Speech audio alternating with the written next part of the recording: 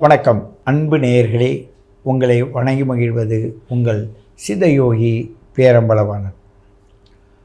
பல நாடுகளுக்கும் பல தேசங்களுக்கும் சஞ்சாரம் செய்து கொண்டிருப்பவராக இருந்தாலும் சரி, அந்த நாட்டில் ஏற்படுகின்ற பிரச்சனையை தாங்க முடியாமல் அதற்குள்ளிருந்து போராடக்கூடியவர்களாக இருந்தாலும் சரி, இந்த கும்பராசி நேயர்கள் சிம்ம ராசியில் இருக்கின்ற கேதுவையும் சூரியனையும் எதிர்கொண்டிருக்கிறீர்கள்.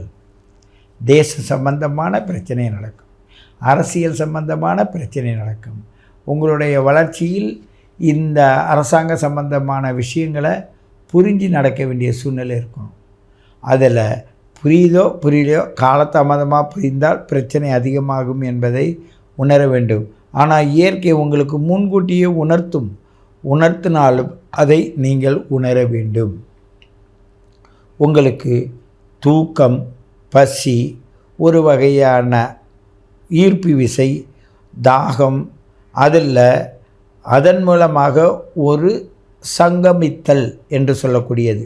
சங்கமித்தல் என்றால் இந்த காரியத்தை நம்ம செஞ்சு முடிச்சிடணும், அதை யாரை சார்ந்து அதை எடுத்து நம்மளுடைய இடத்த சேர்க்கணும் என்ற மாதிரி இரு நிலை ஒன்று சேர்கிற நிலை அப்படி இருக்கும். கணவன் மனைவியை பொறுத்தவரையும் அன்பால் வெல்லுவதை முயற்சி பண்ணுங்கள். ஆவேசம் உங்களுக்கு தேவையில்லை, அது உங்களுக்கு வேண்டாம். ஏன்னு கேட்டால் அந்த செவ்வாய், ராகு, குரு 3 கிரகங்கள் அதில் இருக்குது. இருந்தாலும் இந்த திரியோண ஸ்தானத்துலேயும் அந்த குரு பகவான் இருந்து பார்த்தாலும் நீங்கள் அன்பால் மட்டும் நீங்கள் உங்களை சரி பண்ணுங்கள். உங்களுடைய ஆடைகள் வீணாகும், தண்ணீரில் நனையும், இல்லை நிறைய போட்டு அதை மறந்துடுவீங்க. இல்லைன்னா சில பேருக்கு எலி கூட கடிச்சு இழுத்து போயிடும், அது மாதிரி இருக்கும். மிஷினில் மாட்டிக்கும். இதெல்லாம் இந்த கும்பராசி நேயர்களுக்கு இந்த மாதத்தில், ஆவணி மாதத்தில் நடக்கும். எங்கேயோ போகும்போது உங்கள் காலில் இடிச்சிக்குவீங்க. பெரியவங்க உங்களை இனம் புரியாமல் ஒரு அன்பை காட்டுவாங்க. அது நீங்கள் என்னடா இது இவ்வளோ நாளில் அது இப்போ காட்டுறாங்களே நினச்சி அவங்கள என்ன பண்ணுவீங்கன்னா கொஞ்சம் யோசிப்பீங்க. உலக நாடு அளவில் சுழண்டு கொண்டிருக்கிற அன்பு நேயர்கள், நீங்கள் உங்களை பொறுத்தவரையும் கண்டிப்பாக உங்களுடைய ஜாதகத்தை, உங்களுடைய date of birth, time of birth, place of பர்த்தை அனுப்பி உங்களுடைய நுட்பமான இந்த விஷயத்தை கேட்டு தெரிந்து கொண்டால் இது விதை போடுற காலம் போல் உங்களுக்கு எதிர்காலத்திற்கு ஒரு வாய்ப்பை கொடுக்கும். ட்ரெயின் போகிற இடத்துல ட்ரெயினில் ஏறிடணும், பஸ்ஸு போகிற இடத்துல பஸ்ஸில் ஏறணும், ஃப்ளைட்டில் போகிறதுல ஃப்ளைட்டில் ஏறணும். இந்த காலங்களை மாற்றிட்டோம்னா இது போகிற இடத்துல அது வராது, அது போகிற இடத்துல இது வராது. இன்னும் இயற்கை எப்படி அமைச்சிருக்கோ அதே போல் தான் இந்த நேரத்தில் இருக்க இந்த கும்பராசி நேயர்களுக்கு இன்று எல்லாமே அங்கங்கே இருக்குது. அதை எடுத்துக்கிறதுல தான் இருக்குது. உங்களுக்கு 2 கூட 5 இருக்கான், உங்களுக்கு 7ஆம் அதிபதி 7 இருக்கான். ஏன்னா உங்களுக்கு உங்களுடைய லாபஸ்தானத்தில் செவ்வாவின் பார்வை இருக்குது, அதனால் எடுத்துங்கன்னு சொல்கிறோம். உங்கள் ஜாதகத்தை கண்டிப்பாக பாருங்கள். செவ்வாய் பார்வை 11 இருக்கும்போது ஜாதகம் பார்ப்பாங்க. பெரும்பாலும் 2 பேர் ஜாதகம் பார்க்க வருவாங்க. 12ஆம் இடம் வலுத்து போய் தொந்தரவு, கஷ்டங்கள், மன அமைதி இல்லாத தன்மை, அடுத்தது பொருளாதாரத்துக்கு இக்கட்டான சூழ்நிலை வரும்போது நீங்கள் மனநிலை பாதிக்கப்பட்டு என்ன பண்ணுவீங்க, ஜோதிடரை நாடி வருவீங்க. அதே நேரத்தில் 11ஆம் இடத்துல இந்த கிரகங்கள் இருக்கும்போது லாபங்கள் கிடைக்கும், உங்களுக்கு பிறருடைய நட்பு கிடைக்கும், நல்ல சுகங்கள் கிடைக்கும், எல்லாம் கிடைச்சி இதெல்லாம் ஏண்டாங்க கிடைக்கிது, இது உண்மையாக நிலைக்குமான்ற சந்தேகம் அந்த இடத்துல வந்துடும். அது மாதிரி சூழ்நிலையும் இப்பொழுது அமைஞ்சிருக்குது. குரு அந்த 11ஆம் இடத்தை பார்த்தோம், அதே ராசியை கும்பராசியும் பார்க்குறதுனால இந்த சந்தேகம் வந்துடும். சில கிரகங்கள் சில காற்று மண்டலத்தில் இருக்கும்போது சில விஷயங்களை மிக நுட்பமாக கையாளும். ஆனால் அதற்கு எதிர் விசையில் இருக்கக்கூடிய கிரகங்கள் அதை எப்படி பக்குவப்படுத்துது, அதை எப்படி சக்ஸஸ் ஆகுதுன்னு பார்த்து அதை தெரிந்து கொள்ள வேண்டும். ஜோதிட கணக்கை பொறுத்தவரையும் ஒரு கோணத்தில் பார்த்து முடிவு சொல்ல முடியாது. பல கோணத்தில் அதை ஆலோசனை செய்து நடைமுறையில் சாத்தியக்கூறாக இருக்கிறது எதுன்னு பார்த்து அதன்படி இருந்தால் அது தெளிவான பதிலாக இருக்கும். இல்லை எடுத்தங்கவுத்தன்னு இல்லாமல் சில பேர் அவங்கவுங்க கணக்கின் பிரகாரம் அவங்கவுங்க அனுபவத்தின் பிரகாரம் சொல்லுவாங்க. என்னை பொறுத்த வரையும் உங்களுடைய பலன் உங்களுக்கு சரியாக நடக்கிறதா, அது சரியான முறையில் எவ்வளோ துல்லியமாக நடக்கிறது என்பதில் மட்டும்தான் நான் கவனம் வைப்பேன்.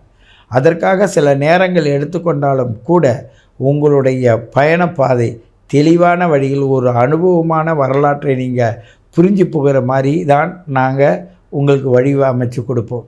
அதில் ஒரு சிலர் எந்த கேள்வியும் கேட்க மாட்டாங்க. ஐயா என் ஜாதகத்தை பாருங்கள் ஆன்னு சொல்லிவிட்டு அதுக்கு குருதட்சணை அனுப்பிச்சு அதன் மூலமாக 2 நாள் வெயிட் பண்ணி தெளிவான விஷயத்தை எடுத்துக்கிட்டு அந்த விஷயத்தை மட்டும் பயணிச்சுட்டு அது அருமையாக இருக்குயா, நான் கொஞ்சம் அசந்தா எனக்கு இப்படி ஆயிருந்திருக்கும், நல்ல விதமாக நீங்கள் அந்த இடத்த எனக்கு நல்ல விதமாக சொல்லி தந்தீங்க அன்னு சொல்லக்கூடியவங்க அனுபவ ரீதியாக நிறைய பேர் இருக்காங்க. நான் உலக நாடு அளவில் பேசும்போதும் உணர்ந்தவங்க நான் பேசுகிறேன், அவங்க உணர்கிறாங்க. உணரும்போது சில விஷயங்கள் தத்துருவமாக அவங்கள்ட்ட இருக்கிறத நான் சொல்கிறதா அவங்க சொல்கிறாங்க. நான் இந்த கிரகத்து கோட்பாடுகளை மையமாக வைத்து தான் நான் சொல்கிறேன். இதுவும் அவங்களோட ஜாதகமும் இணையும் போது பார்த்திங்கன்னா இன்னும் தெளிவாக இருக்கும். நானே அவங்க ஜாதகத்தில் எப்படி இருக்கணும் எப்படி இருக்கும்ன்றத நுட்பத்தை இதுக்குள்ளே வச்சு கோச்சார பலனையை வச்சு தான் நான் பேசுகிறேன். அதனால் அவங்களுக்கு ஒரு மனசை பொறுத்தவரையும் திருப்தியாக இருக்குது. பலமுறை நன்றி சொல்கிறதும் அவங்க என்னோட தொடர்பு கொள்வதும் எனக்கு ஒரு ஆறுதலாக இருக்குது. ஏன்னு கேட்டால் நம்ம முயற்சி நல்லது செய்கிறதுன்னு. இதுபோல் பல விஷயங்களை மீண்டும் நாம் சேர்ந்து பகிர்ந்து கொள்ளலாம் என்று கூறிக்கொண்டு உங்களை மீண்டும் சந்திக்கின்றேன். உங்கள் சித்தயோகி பேரம்பளவான். அன்பான நியூ ஜெனரேஷன் அன்பு நேயர்களே, உங்களோடு பேசி பல விஷயங்களை பகிர்ந்து கொள்வதில் உங்கள் சித்தயோகி பேரம்பளவானன்.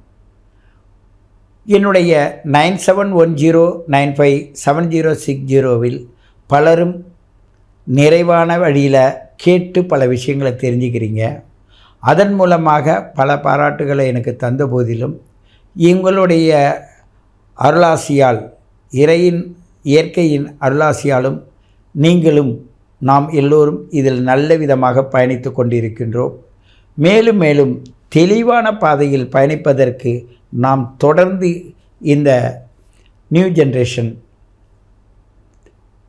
பயணப்பாதையை தொடருவோம். நீங்கள் உங்களுடைய date of birth, time of birth, place of birth கொடுங்க. குருதட்சணையோடு சேர்த்து நீங்கள் அனுப்பிட்டு ஒரு நாள் வெயிட் பண்ணுங்கள். அதுக்குள்ளே உங்களுடைய நுட்பமான விஷயம் காற்றில் எப்படி கலந்து உங்கள் பேரை ரிலே பண்ணுறது, உங்களுக்கு நீர்னால் வருகின்ற இந்த 5 பூதங்களையும் எப்படியெல்லாம் நீங்கள் அனுபவிக்கணும். நிறைய விஷயங்கள் மருத்துவ விஷயமாக இருக்கும்.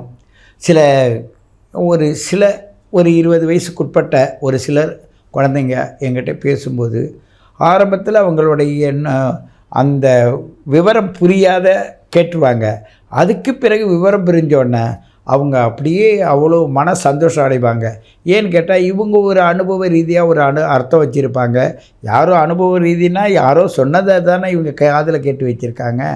அதனால் அந்த விஷயத்தில் அவர்கள் நான் சொல்லுவதை இணைச்சி அவங்க பலனை அடையும் போது பார்த்தால் அவர்களுக்கு அவ்வளோ பெரிய சந்தோஷத்தின் மூலமாக என்னோட தொடர்பில் பல விஷயங்களை பகிர்ந்துக்கிறாங்க. இதை நீங்களும் தொடர வேண்டும். மேலும் மேலும் பல உண்மைகளையும், மருத்துவ ரீதியான உண்மைகளையும், ஜோதிட ரீதியான உண்மைகளையும், ஆன்மீக ரீதியான உண்மைகளையும் தெரிந்து கொள்ள வேண்டும் என்று கேட்டுக்கொள்வது உங்கள் சித்தயோகி பேரம்பளவானன்.